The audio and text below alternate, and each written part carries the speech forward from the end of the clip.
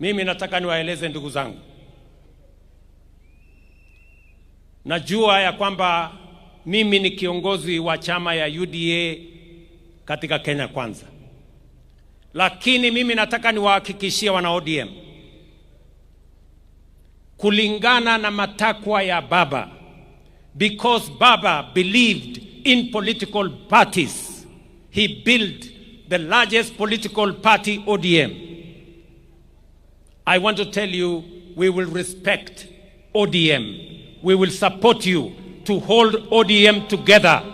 ODM must be strong as we go to 2027, because that is the way we are going to have a strong government.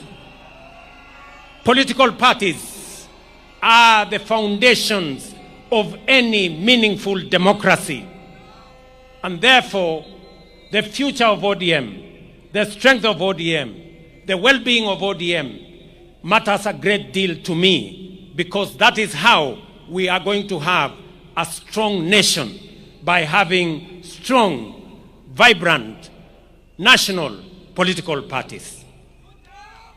Kwa hivyo wana ODM, ile kitu mimi nataka niwahakikishie, kwa mapenzi ya Mungu, ODM will either form the next government or be part of the next government. Ile kitu siwezi kukubali. Ile kitu kwa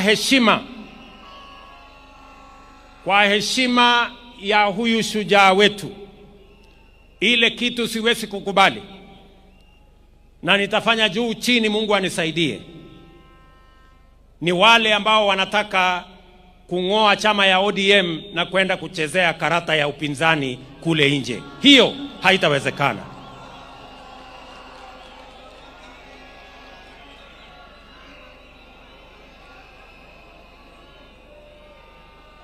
Si tukisema ODM tunasema tuko tayari.